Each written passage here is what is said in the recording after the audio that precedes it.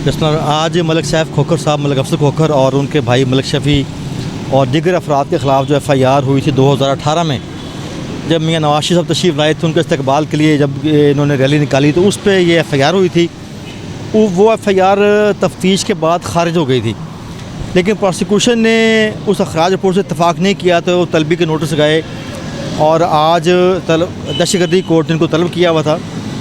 आज दरख्वास्त दी है बरीयत के लिए, उस पर नोटिस कर दिया सरकार को और उम्मीद है इंशाल्लाह कि 1-2 तारीख़ों में जब ये बहस होगी और सारे मामले सामने आएंगे तो इंशाल्लाह ये मुकदमा खारिज हो जाएगा। प्रोसिक्यूशन के ये नोटिस की जो अहमियत है जिस पे आज ये हाज़िरी दी है, ये अगर नहीं भी आते किसी बीमारी की वजह से या किसी, तो उस पर क्या लीगल एक्शन? अगर ये कोई शख्स नहीं आ पाता तो अगर वो बीमार है और जेन्युइन रीज़न है कि वो नहीं आ सकता तो उसकी हाज़िरी माफ़ी की दरख्वास्त आ जाती है, और जब वो ठीक हो जाएगा या पाकिस्तान से बाहर बंदा को गया हुआ है तो वापसी पे फिर जो वो पेश हो जाते हैं, हाज़िर होते हैं, लेकिन उनके हाज़िरी में अदम मौजूदगी में हाज़िरी माफ़ी की दरख्वास्त आती है।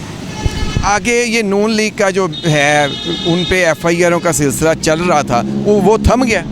हाँ, अब तो चूँकि जब से वो गवर्नमेंट PTA की गई है तब तो हर बात में FIR होती रही। मैं खुद पेश होता रहा मलिक साहब के साथ, बाकी लोगों के साथ। इसी दहशतगर्दी कोर्ट में बहुत से मुकदमे हुए और किसी मुकदमे में इतनी जान नहीं थी कि गिरफ़्तारी हो पाती। हर मुकदमे में इनके ज़मान जो थे वो कब्ज़ गिरफ़्तारी ही कन्फर्म हुई है। मुल्क के जो हीरो हैं उन पे अगर दहशतगर्दी होती है किस बिना पे? देखें, जो शख्स जो दहशतगर्दी में मुलव्वस किसी भी तरह से हो तो उसको पूरा वैल्यूएट करके मुकदमा होना चाहिए। ये नहीं कि अंधाधुंध मुकदमा दायर कर दें आप, अंधाधुंध मुकदमा नहीं होना चाहिए। अगर उस मुकदमे में कोई वाकई कोई जेन्युइनली किसी शख्स ने कोई ऐसा डैमेज किया है, कोई स्टेट का नुकसान किया है, फिर तो मुकदमा होता है दहशतगर्दी का। अदरवाइज़ दहशतगर्दी का मुकदमा बहुत बड़ी बात होती है। ऐसे किसी मासूम शहरी पे, मासूम लोगों पे, बेगुनाह लोगों पे दहशतगर्दी के मुकदमे नहीं होने चाहिए। और जो हमारे लीडर हैं दहशतगर्दी उन पर ही लागू है।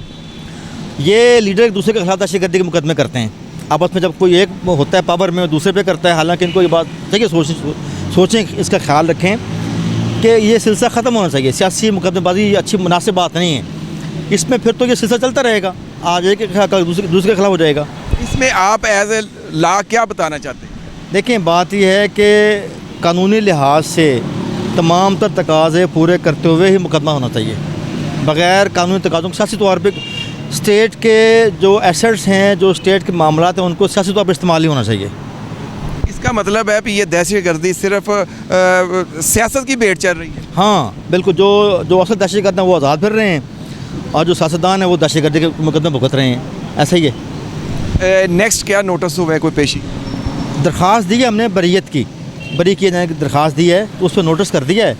अगली तारीख़ है 23 तारीख़, 23 को इंशाल्लाह से बहस होगी, तो जो अदालत का हुक्म होगा उसके मुताबिक अमल करेंगे। बहुत शुक्रिया जी।